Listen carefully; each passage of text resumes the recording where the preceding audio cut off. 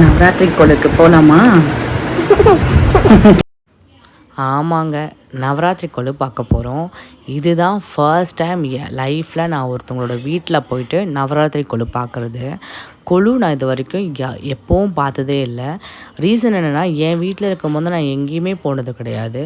கொலுன்னு சொல்லிட்டு யார் வீட்லேயும் இன்வைட் பண்ணதும் கிடையாது. இதுதான் ஃபர்ஸ்ட் டைம் நான் ஆஃப்டர் மேரேஜ்க்கு ஒரு வீட்டுக்கு போய் கொலு பார்க்க போகிறேன். அவங்க எங்கள் வீட்டு பக்கத்தில் தான் இருக்காங்க. ஒரு 3 இயர்ஸ் முன்னாடி இருந்தே எங்களை இன்வைட் பண்ணியிருக்காங்க. பட் நான் தான் என்னால் போக முடில சில சிச்சுவேஷனால்.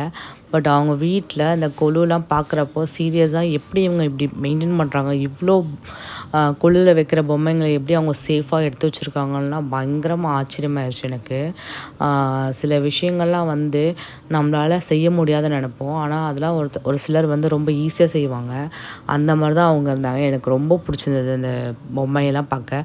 அந்த பொம்மை ஏதோ ஏனோ தானோன்னு சொல்லிட்டு நான் வைக்கணும் கொலுவில் அப்படின்னு வைக்காமல் ஒரு இடத்துக்கையும் ஒரு தீம் வச்சு, கிரிக்கெட்டோட பொம்மைங்கள்லாம் வாங்கி வச்சு, அறுபடை முருகர் வச்சுருந்தாங்க, ஐயப்பன் வச்சுருந்தாங்க, குழந்தைங்க விளையாடுற சொப்பு பாத்திரம் வச்சுருந்தாங்க. பார்க்கவே ரொம்ப அழகாக இருந்தது. ஒன்றுத்தையும் பார்த்து பார்த்து செஞ்சுருந்தாங்க. கடவுளோட அலங்காரம்லாம் அவ்வளோ அழகாக பண்ணியிருந்தாங்க. எதெல்லாம் எங்கெங்கே எதுக்காக அடக்கி வச்சுருக்காங்கன்னு சொல்லிட்டு எங்களுக்கு எக்ஸ்பிளைனும் பண்ணிகிட்டு இருந்தாங்க. அதெல்லாம் ரொம்ப நல்லா இருந்தது, கேட்கவே நல்லா இருந்தது. அடுத்து என்ன ஸ்நாக்ஸு அதெல்லாம் கொடுத்தாங்க. அதுக்கப்புறம் அந்த ரிச்சுவல்ஸ்க்கு ஏற்ற மாதிரி ஆசீர்வாதம் பண்ணுறது, வளையல் கொடுக்கறது, அந்த மாதிரி சின்ன சின்ன கிஃப்ட்ஸ்லாம் கொடுக்கறதுலாம் கொடுத்துட்ருந்தாங்க. என்னமோ நான் வளையலே போட மாட்டேன், எப்போவும் வெறும் கையோடு தான் இருப்பேன். அவங்க இந்த வளையல்லாம் காட்டினவுடனே இந்த கலர் எடுத்துக்கலாமா அந்த கலர் எடுத்துக்கலாமான்னு தோண்டிகிட்டே இருந்தது. நானும் கேட்டு நிறைய கலர்ஸில் வளையல் எடுத்துகிட்டு வந்தேன். அதுக்கப்புறம் அவங்க கொடுத்த கிஃப்ட்ஸ்லாம் நான் எடுத்து பார்த்துட்டு இருந்தேன். அங்கே பார்க்க முடியல, அதனால் வீட்டுக்கு பார்த்துட்டு இருந்தேன். செம்ம ஷாக்குங்க.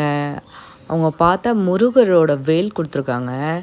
எல்லாருக்கும் இதை கொடுக்க தோணுமான்னு தெரில. சீரியஸாக முருகர் வேல் பார்த்தோன்னு செம்ம ஹாப்பி. இதெல்லாம் என் பொண்ணுக்கு கொடுத்தாங்க. வளையல், டெடி, சாக்லேட்ஸு, இந்த ஒடியானம், அப்புறம் இந்த கழுத்தில் போகிற செயின் எல்லாமே.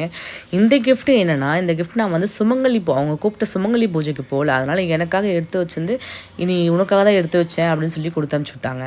செம்ம ஹாப்பிங்க. ஓகே கைஸ், சப்ஸ்கிரைப் பண்ணிக்கோங்க என்ன.